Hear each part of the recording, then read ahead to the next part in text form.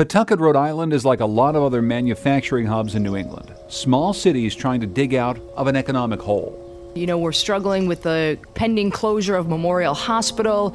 Pawtucket needs an injection of economic development.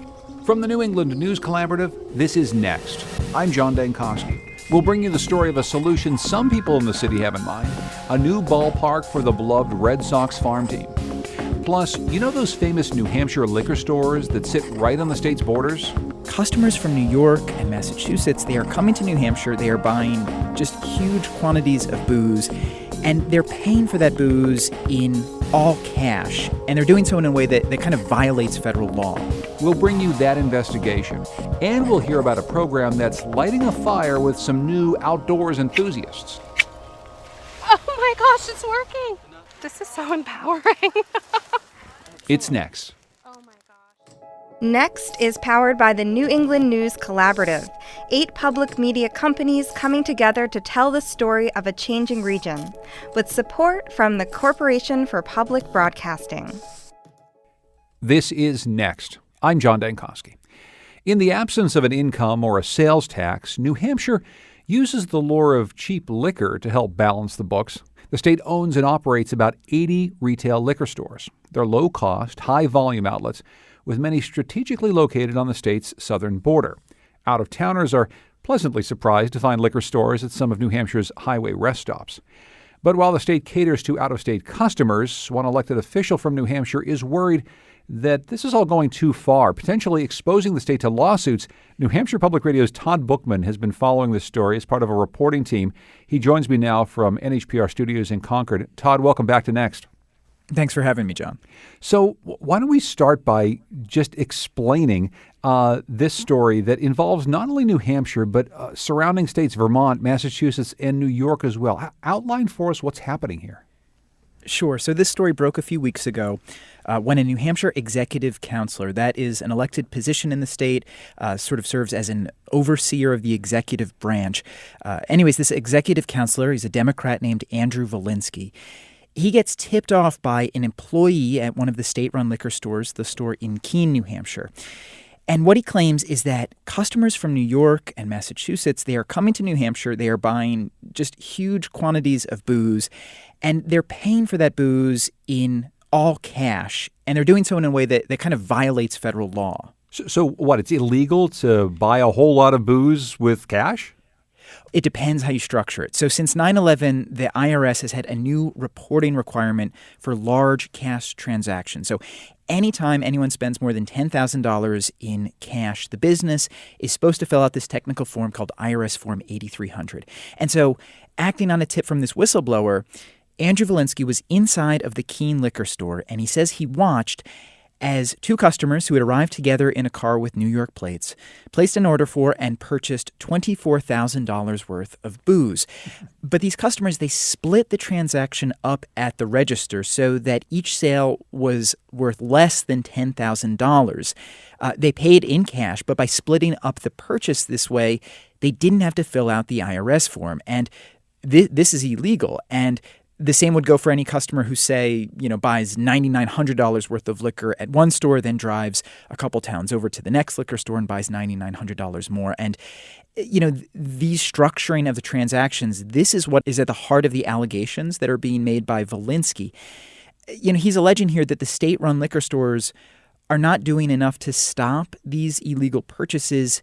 And according to a memo released by Volinsky, the New Hampshire Liquor Commission, he contends, may be turning a blind eye to these transactions that, it should be worth stating would be considered money laundering in a sense. So we've got some tape here from Volinsky. Aside from being an elected official in the state, he's also a well-known trial lawyer there.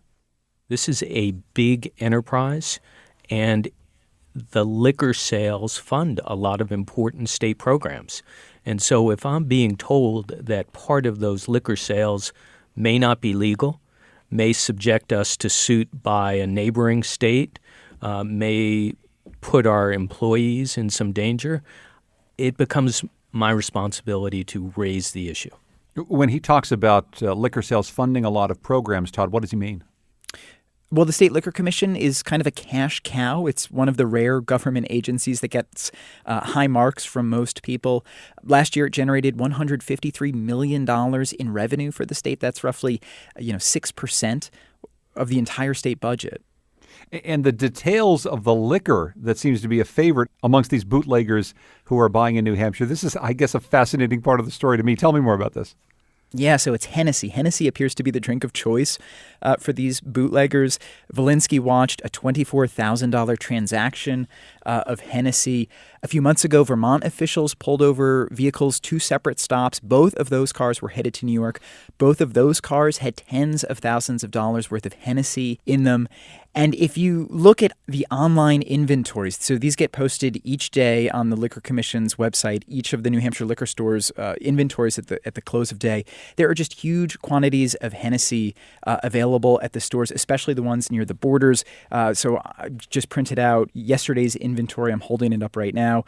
The store in Bedford has 2,000 flasks of Hennessy in stock. In Keene, there's 2,976 bottles in stock. Clearly, the Liquor Commission is aware that it's moving a lot of Hennessy, and it's doing its part to make sure there's enough on stock for folks who want to come buy it. Who want to buy a lot of it. So what's the reaction been from these liquor stores to these charges he's making? Well, the New Hampshire Liquor Commission flatly denies that it is in any way turning a blind eye to anything illegal. The commission has in place a step-by-step guide for employees to follow whenever they process a large all-cash transaction. And they state very clearly that as long as their policies are followed, there should be no violation of state or federal law. They did go a little bit further here to criticize Andrew Volinsky for what they call his sting operation. Clearly, there's an attempt here to try to embarrass Volinsky for his actions. And some of this has to do with just pure politics. He's a Democrat, and people in the New Hampshire GOP are also jumping on this story. Yeah, there was immediate pushback on this from top Republicans here in New Hampshire. The state GOP sent out a press release calling for an investigation, not into the Liquor Commission, but actually into Andrew Volinsky. The union leader editorial board, this is the state's biggest paper, perhaps unsurprisingly, has attacked Volinsky for nosing around on this. And then even Governor Chris Sununu, first-term Republican, has expressed his concern about Volinsky's behavior. It is worth noting that this isn't the first time the Liquor Commission has faced scrutiny. But curiously, last time it was from a top Republican. It was the then Speaker of the House, Bill O'Brien, who called for an investigation into the commission. At the time, he called it a rogue agency. This was in 2012. And O'Brien actually went so far as to create a special House committee to look deeply into the Liquor Commission's operations. And that committee cited 2 examples of these large all-cash bulk purchases made by out-of-state residents in its final report. So this isn't exactly a new line of inquiry. I'm assuming that these large cash transactions that are being made by out-of-state buyers are because they're buying cheap cognac in New Hampshire and then they're going to resell it in some other state. Is there any outreach to these other states? Has there been any criminal prosecutions elsewhere about these very transactions that are at the center of controversy in New Hampshire? There have been some high-profile arrests, cars stopped in Vermont where people now face fines for crossing state lines with above the sort of maximum amount of liquor that you can transport. In New York, there was recently a high-profile arrest of a man who lives, I believe, in Queens, who's been accused of sort of reselling this booze. And we talked about the cases in Massachusetts. So what happens next with this story? So Volinsky has submitted what he considers evidence of the Liquor Commission not doing enough to police these large all-cash transactions. He's submitted documents to the state attorney general's office. I should add, he hasn't accused any one person of doing something wrong or illegal. He's not calling for anyone to be fired. But he does think there's enough here to call in an outside auditor to look over these processes. The Liquor Commission, in a statement to NHPR, has said it has already had, quote, numerous reviews by attorneys and that everything here checks out. So the state attorney general's office so far has declined to comment on this. They simply say that they're reviewing the documents provided by Andrew Volinsky. This is something that has come up over and over again as we cover our region, that many states have agencies that are tasked with both regulating an industry and also promoting an industry. So in this case, The state agency that's tasked with regulating liquor is also the agency that is going to be running these liquor stores. Are people seriously thinking about whether or not this structure works long-term in New Hampshire? I don't know if there's going to be any sort of serious consideration of doing away with the state-run liquor commission or how it's, managing both the retail outlets and enforcing, liquor laws at New Hampshire bars and restaurants. It's no secret to anybody that the New Hampshire Liquor Commission focuses on selling booze to folks from out of state. These large transactions make money for the state at the end of the day. And so I think as long as no one turns up evidence of wrongdoing, that's going to stay in place. Todd Bookman is a reporter for New Hampshire Public Radio. We're going to have links on our website next to newengland.org to this reporting from NHPR. Todd, thanks so much for joining us. Cheers. Cheers to you, John. Thank you.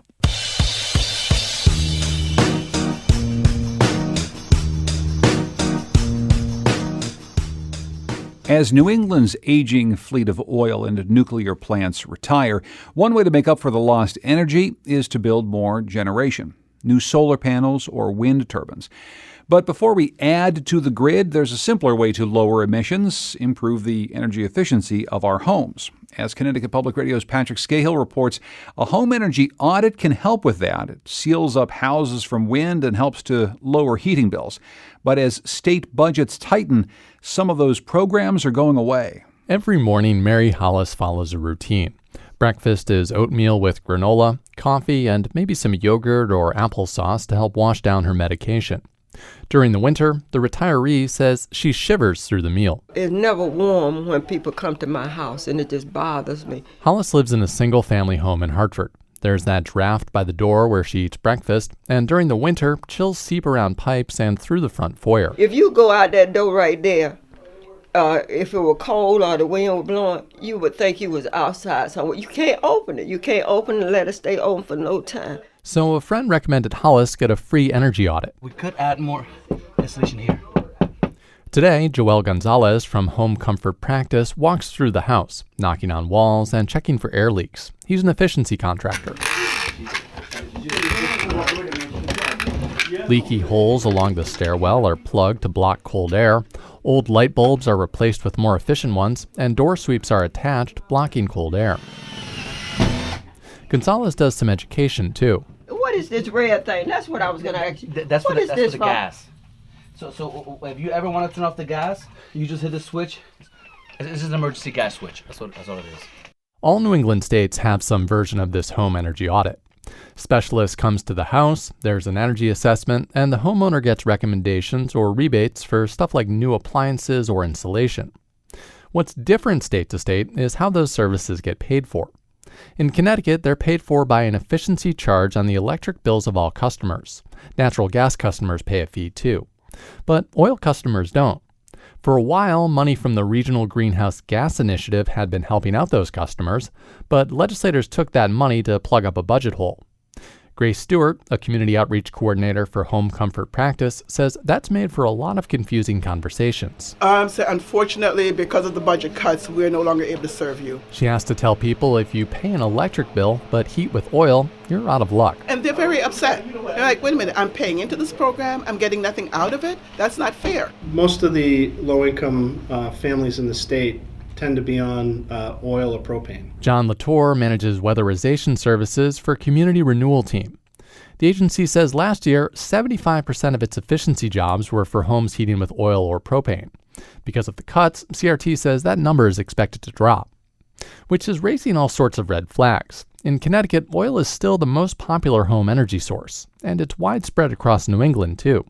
In Maine, nearly 2/3 of homes heat with oil, which is more than any other state in the nation. New England's building stock is older, and we're in a climate that does require quite a bit of heating. Jamie Holland works on efficiency projects for Acadia Center, a clean energy advocacy organization. He says New England states lead the nation when it comes to implementing energy efficiency, but that lately, states like Connecticut have regressed, eliminating efficiency services to some of the region's most needy homes. We've made good progress, but it's not like we're there yet. We need to get that building stock in good shape, and so there's still a lot of work ahead of us, both in Connecticut and in the rest of the New England region.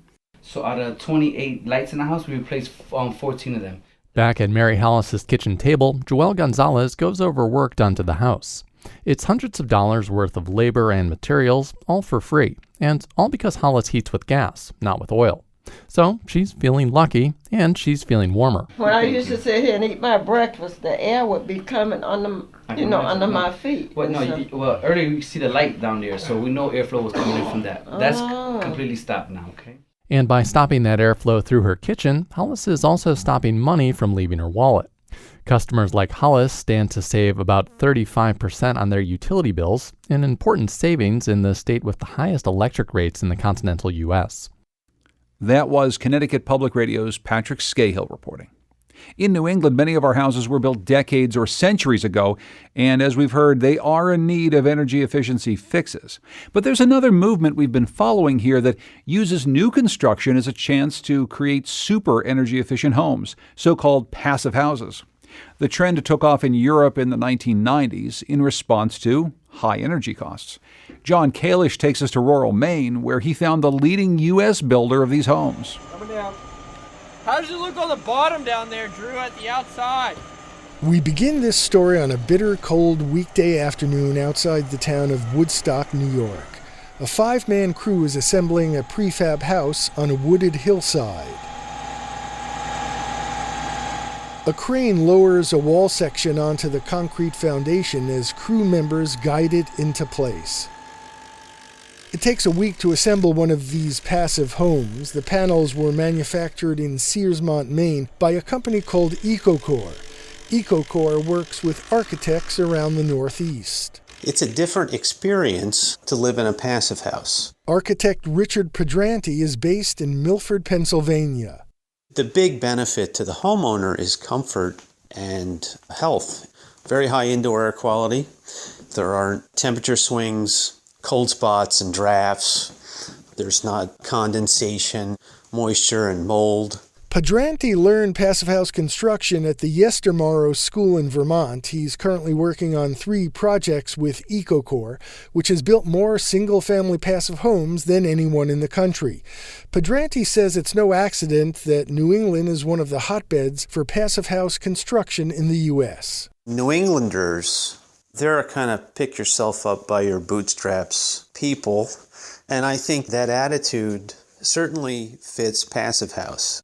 As does Yankee thriftiness. EcoCore founder Chris Corson retrofitted his modest cape to passive house standards and saw his heating bill go from more than $4,000 a year down to $400.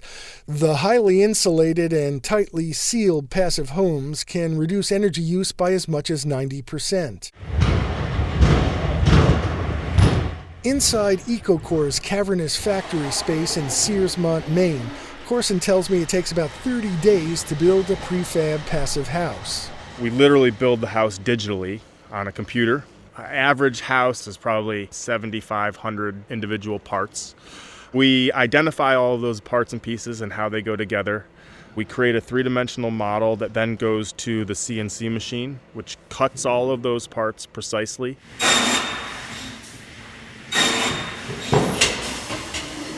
The CNC machine is a computer-controlled saw made in Sweden that cuts lumber and plywood with lightning-quick accuracy.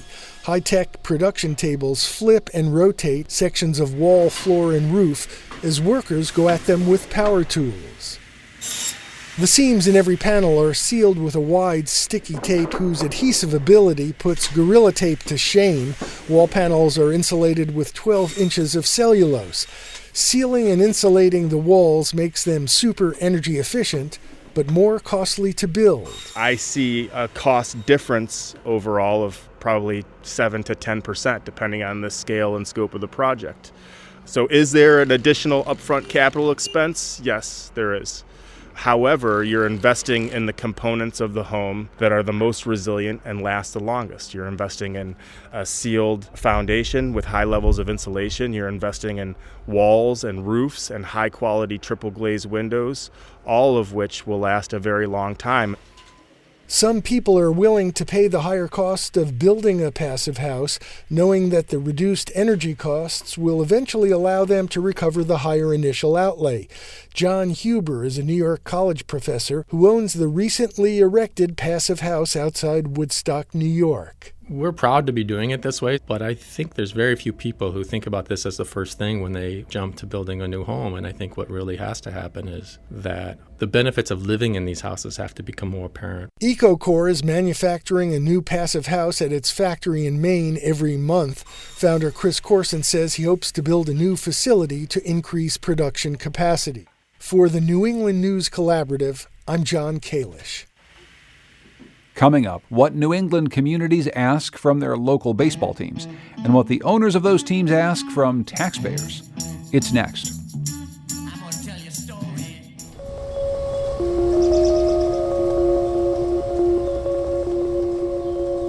Next is made possible in part by our founding supporters who believe in the power of collaborative news coverage, including the Common Sense Fund, supporting the New England News Collaborative in its coverage of climate change and global warming.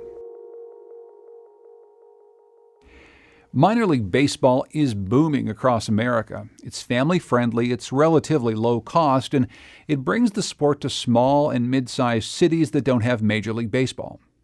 Pawtucket, Rhode Island has been home to minor league baseball since the early 1970s, and the city's had a special kind of relationship with its team ever since. It doesn't hurt that the team is affiliated with the Boston Red Sox, located just an hour up the highway. Red Sox legends like Jim Rice, Wade Boggs, and Roger Clemens all played for the team, lovingly known as the Paw Sox, at Old McCoy Stadium. Now team officials say they need a new stadium, and it's launched a political battle over public funding for a private stadium. And it's brought back some bad feelings left from another baseball-related deal in Rhode Island's recent past. Ian Donis, who covers politics for Rhode Island Public Radio, is here to bring us the latest on this political fight over a cherished civic institution. Ian, welcome back to Next. It's good to be with you, John. Why don't you start by giving us a sense of what the Paw Sox and McCoy Stadium really mean to Pawtucket? It seems like a really close relationship between this franchise and the city. Yeah, there are lots and lots of Rhode Islanders who have cherished memories of going to McCoy Stadium.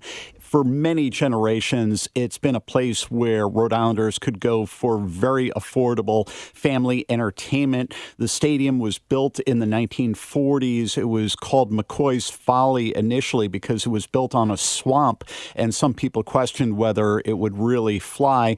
But a fellow named Ben Mondor, who made his money in paper mills, took it over in the 70s after it had become a Boston Red Sox AAA franchise. And Ben Mondor really emphasized the consumer experience, keeping low prices where a family could go to a ball game. It would be cheaper than going to a movie even.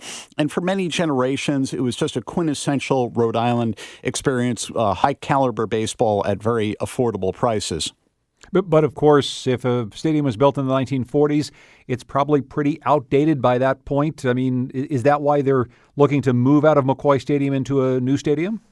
Well, this whole process was set in motion when Ben Mondor, the longtime owner of the Paw Sox, died in 2010. His widow wound up selling the team to a new ownership group that included some former Boston Red Sox executives like Larry Lucchino, and they point to declining attendance figures and also growing deterioration at McCoy Stadium. There's not really much to do right around McCoy Stadium, and the current ownership group wants to build more of kind of a theme park atmosphere in and around the ballpark with more ancillary development. They say that is really necessary to boost attendance and to make the team more financially viable going into the future.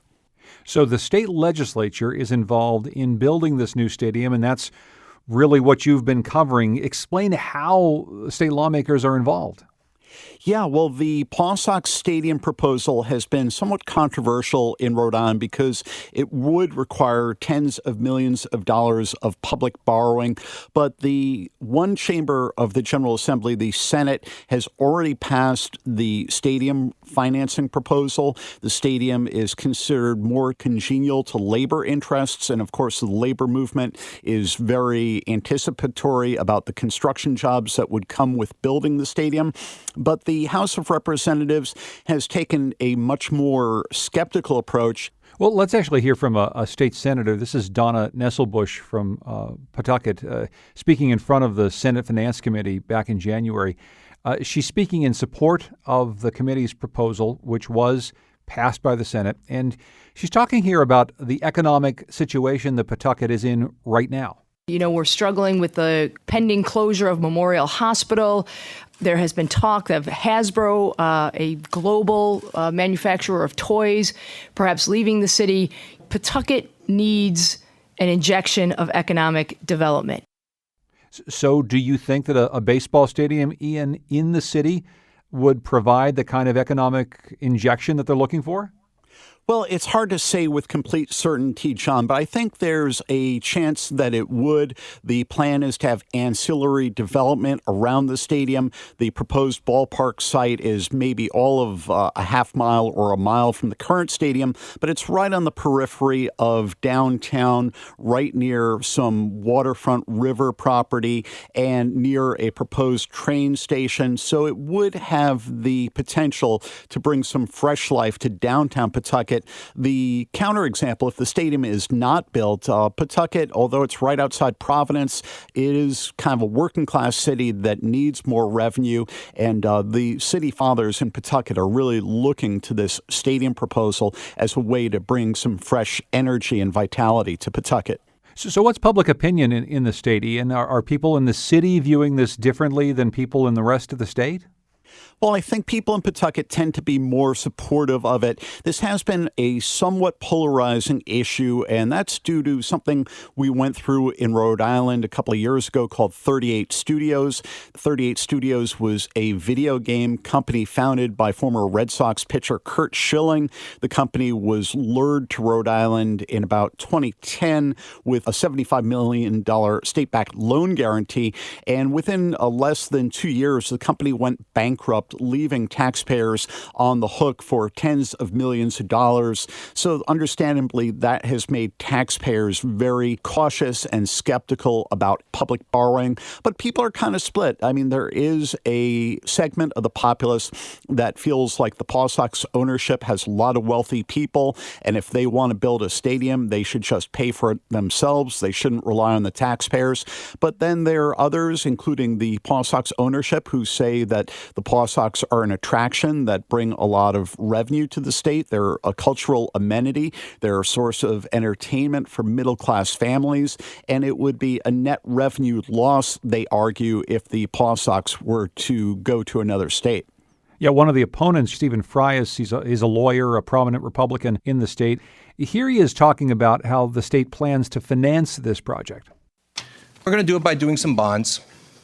You call them appropriation debt. What you're doing is you're putting a debt on the taxpayers without their approval to assist a private company to promote economic development.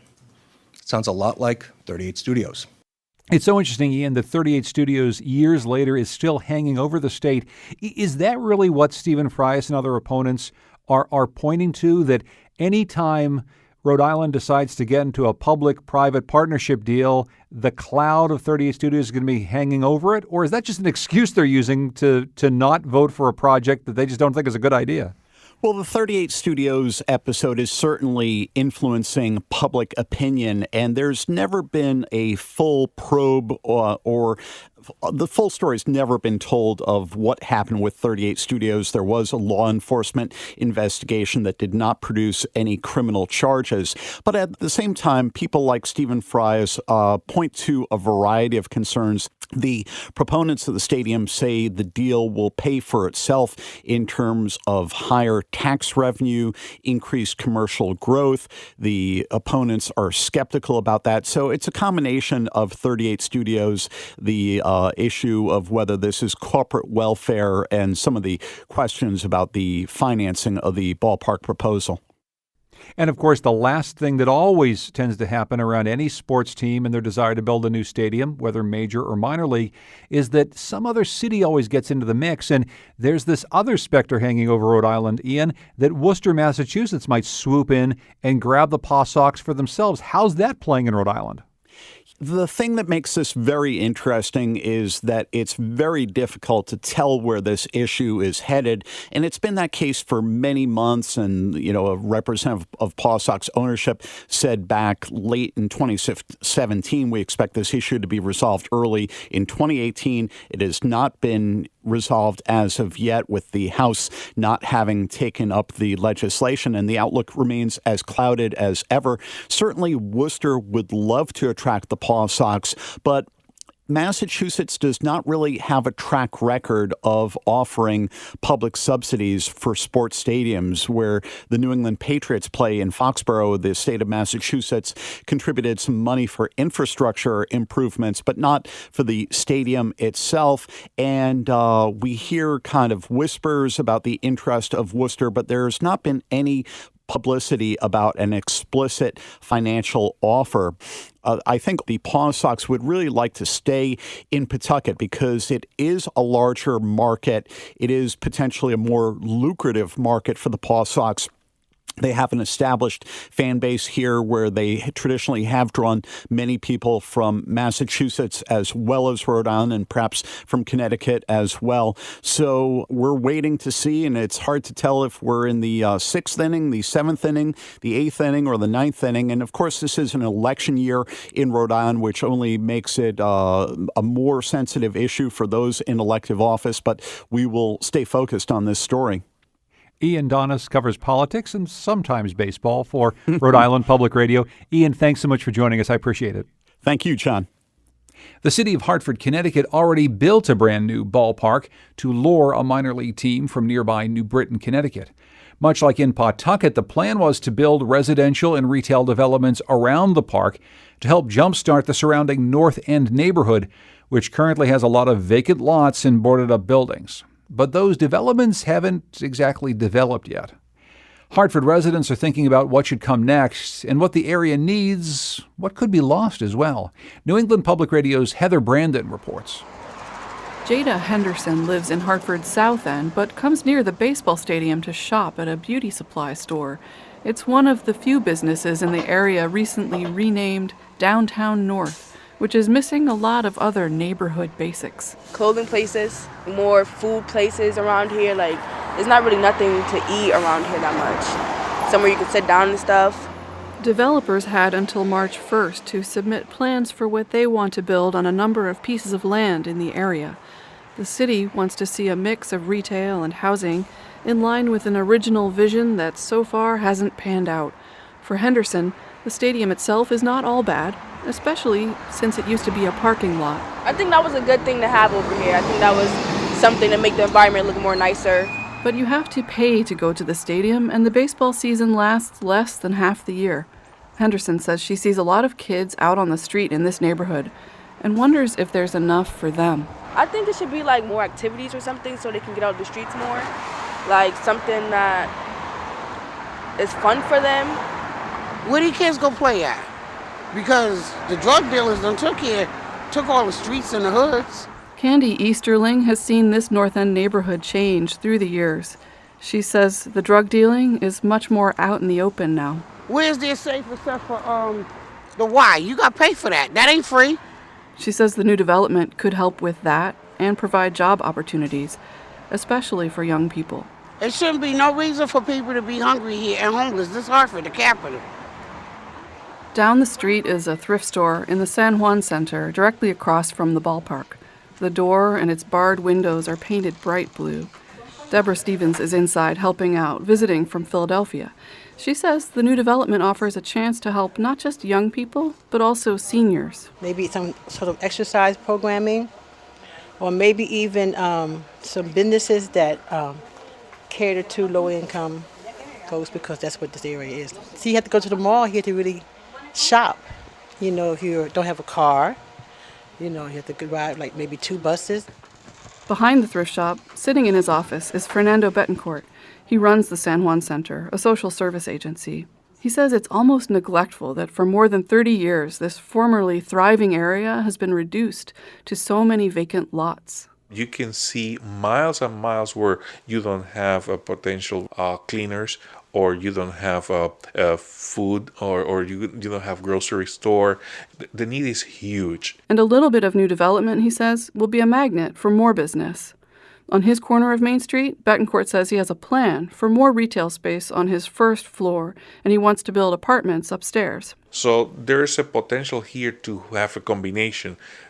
Affordable housing, but also market rate, because we don't want to concentrate poverty or low income in any particular area. It's the opposite. We want to mix it up. By mixing it up, he says, the neighborhood can attract more people who have money to spend. That might be part of any economic development plan, but it's also the thing that worries current residents and business owners. Marquand Lee thinks the city of Hartford is not paying enough attention to what the neighborhood says it needs. Just because it's a positive fit to, I want to say, like the big guns, doesn't mean it's a positive fit for the neighborhood. Just because it's beneficial to the city, it might not be beneficial to the community around it. And despite all its needs, Lee says the neighborhood is strong, with what he described as a lot of love inside the community. He just doesn't think people see that side of it. That was Heather Brandon reporting. Meanwhile, the Red Sox, New England's only major league team, is reckoning with its past, kind of. Earlier this year on Next, I spoke with Boston Globe columnist Adrian Walker about his column on prejudice in Boston sports. It was part of a series that looked at the city's reputation as an unfriendly place for African Americans. Walker said the Red Sox set the tone when they became the last team to bring on a black player, Pumpsie Green, way back in 1959. Which is, by the way, 3 years after Jackie Robinson had retired. He came and went before there was a black player on the Boston Red Sox. And as Walker explained, that decision still has a visible legacy. It's because the street Fenway Park sits on is named after Tom Yawkey, the team owner who resisted integration back in the 1950s. It's Yawkey Way, and I want it renamed because Yawkey was the last owner to hire a black player. Especially because it's Fenway Park. It's such an iconic piece of Boston. I think that's a change that would really send a message in Boston and beyond. Last week, the Red Sox submitted a petition to the city to change the street's name back to its original name, Jersey Street, to send that message of inclusion. But there's a much subtler tribute to Tom Yawkey that's staying at Fenway. On the white stripes separating the scores on the green monster are a few dots and dashes, Morse code spelling out the initials of Tom Yawkey and his wife, Jean. In an email to WBUR on Monday, Red Sox spokeswoman Zineb Curran said there are no plans to remove this Morse code. She wrote, "The petition to rename Yawkey Way is an effort to continue the work toward inclusion at Fenway Park." She wrote, "The petition to rename Yawkey Way is an effort to continue to work toward inclusion at Fenway Park, not an effort to erase the Yawkey legacy from the ballpark entirely." Coming up, college students protest hate crimes on campus. It's next.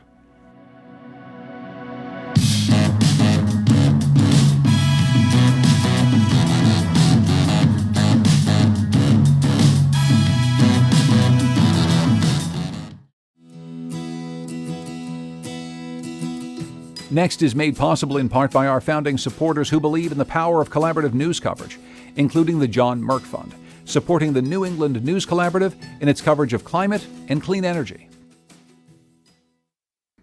It seems every few weeks there's a hate crime at a college in New England. There's been a marked increase in the number of racist slurs found scrawled on campus walls, and there's also been an increase in white supremacist group activity. As New England Public Radio's Jill Kaufman reports, protests are also on the rise as students demand their schools and classmates pay more attention to why hate has come to campus.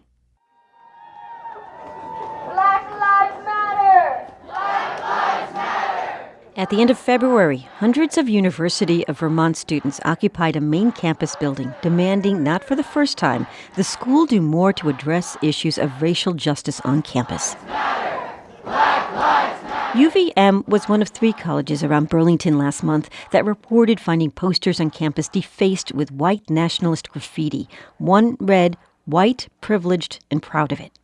The Anti-Defamation League connects an increase in these kinds of incidents to the political climate, including President Donald Trump's comments and tweets on racial issues. Since September of 2016, we've documented 346 incidents of white supremacist propaganda. Robert Treston is the ADL's regional director for New England. That number is from the ADL's January 2018 report on the rise of white supremacy propaganda found on college campuses. And that's flyers, stickers, banners, or posters, items that are actually trying to attract people and spread a message of bigotry. The activities of white nationalist groups are highly visible, even more so when there's violence, like around the University of Virginia in Charlottesville last summer. Then there are the insidious, more frequent incidents of hate, like the nearly 24 last semester at Westfield State University in western Massachusetts. Racism, sexism. School President Ramon Torrecilla condemned the racist, homophobic, and anti-Semitic symbols that defaced campus walls and elevators. Prejudice in our campus. And the racist notes written on or slipped under dorm doors felt personal to Jasmine Harper, a senior at Westfield who lived in the dorms last fall. The one female who was targeted multiple times. For the residence halls to be, attacked, how are we supposed to feel safe? Harper, who is African American and Hispanic, is not alone asking this. Freshman Sarah Jabber is Palestinian American and wears a hijab. She withdrew from a night class last fall. After everything happened, I really didn't want to be on campus that night, so I started skipping. The people who were targeted weren't Muslim, but I still feel like it could be Muslims next. Westfield State art history professor Emma Imer says many students came to speak with him last semester, including a criminal justice major who's white. And so she, in wanting to do something, told me how she went to one of the rallies that happened on campus, and it was a student-led rally, but she was frightened because she got there with her white friends, and the black students that were on the stage, she felt they were saying things that were very anti-white, and she felt like she was being blamed, and she's like, well, I'm new to this conversation. Last semester was very challenging. Christina Swadan, Dean of Students at Westfield State, says the school is responding to what's happened, and some solutions are quick and concrete, like putting up 400 security cameras in dorms and on other buildings over the winter break. But solutions that involve people talking to each other, those will take longer. As a person of color who's been here for going on 14 years, I think that not everyone is comfortable in an environment that is very diverse. And by everyone, she means everyone on campus, students and faculty and staff. Swadan insists there's not a white supremacist movement at Westfield, but there is a problem, and the school has hired diversity consultant William Lewis, who's worked at corporations and colleges, including others in New England. Right off the bat, he says the people committing these bigoted acts are outliers. So what we have to do as college campuses, we have to create a space to where they feel uncomfortable, to where we're not complicit by being silent. Not only do we say, but we demonstrate through our actions how we're going to treat people on this campus. And if you can't get on board, this may not be the campus for you.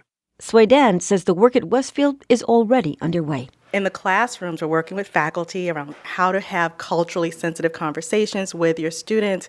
We have a program called Diversity Across the Curriculum where a faculty... Imagine that required Psych 101 course. Professors might use photos or YouTube videos to talk about how humans make decisions. If teachers are not already doing so, they'll have to make the effort to find media with not only white people on the screen, but people who look like students in their classrooms. It's a first step, and it seems very far away from that racist slur written on a dorm room door. But the research on combating bias and hate crimes indicates it's not. Though this all takes time. Last month at Westfield State, 2 more posters were found defaced with racist graffiti. That's Jill Kaufman reporting.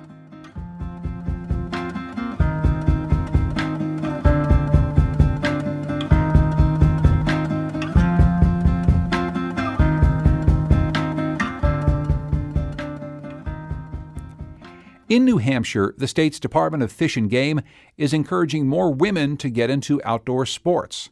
For more than 20 years, it's offered the Becoming an Outdoors Woman program, or BOW. The program helps the department make money and cut down on preventable rescues.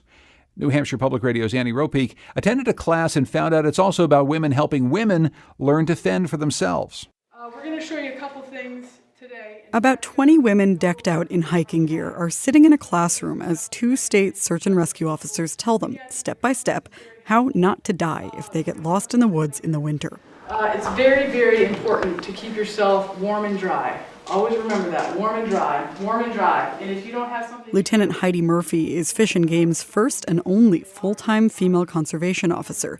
She's leading this bow class at the State Hunter Education Center with fellow Lieutenant Brad Morse. So just so you know, we rescue very, very few women that make bad decisions.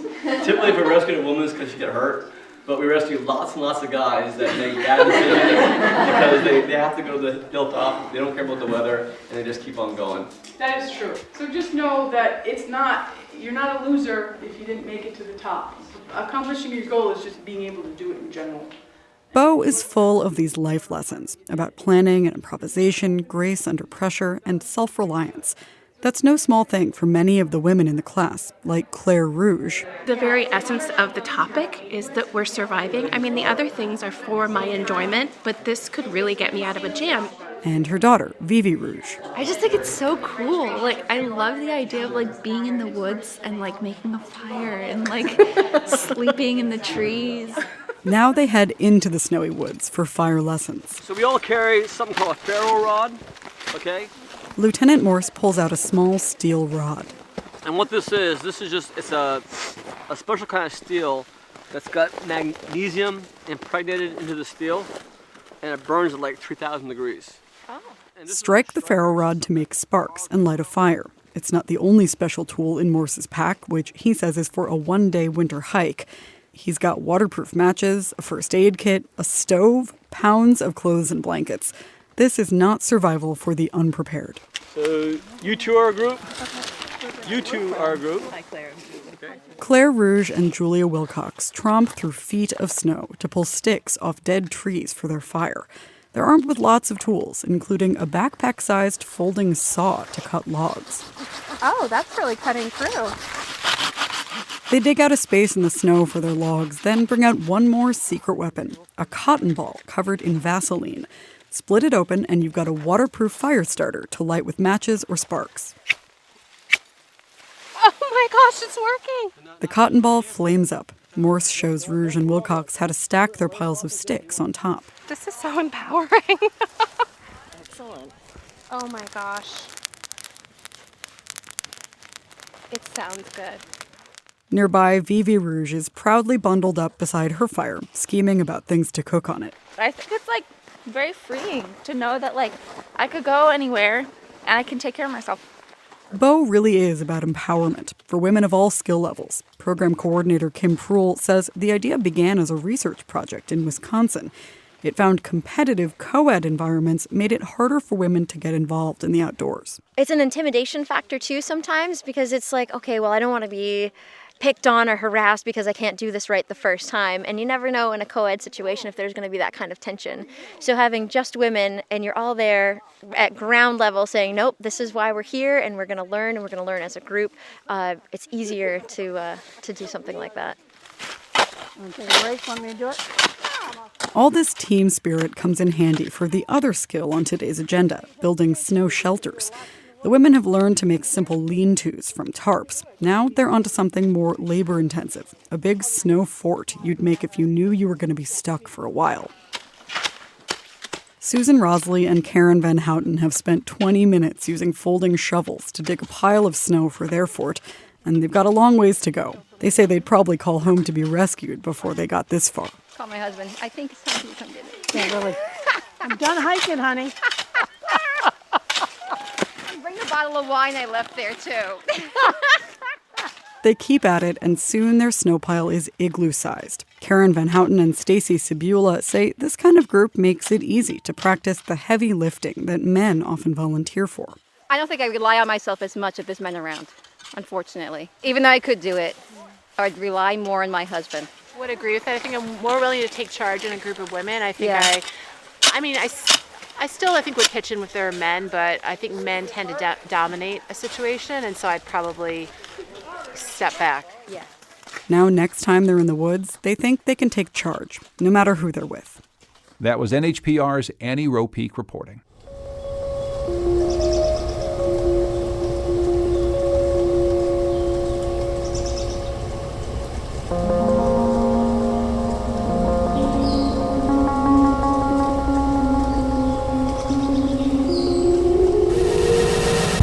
Next is produced at WNPR by Andrea Maraskin. The executive producer is Katie Tolarski. Our theme music is by composer Todd Merrill. You can hear more of his music at toddmerrill.com. Thanks also to Goodnight Blue Moon for their song New England. If you enjoyed this week's show, consider giving us a rating or a review in Apple Podcasts. It really helps other people find out about Next, so thanks. The New England News Collaborative is funded in part by the Corporation for Public Broadcasting, with support from Douglas Stone and Mary Schwab Stone through the Smart Family Foundation of New York and the Melville Charitable Trust. It's powered by WBUR Boston, Vermont Public Radio, New Hampshire Public Radio, Maine Public Radio, Rhode Island Public Radio, WSHU Public Radio Group, New England Public Radio, and Connecticut Public Radio.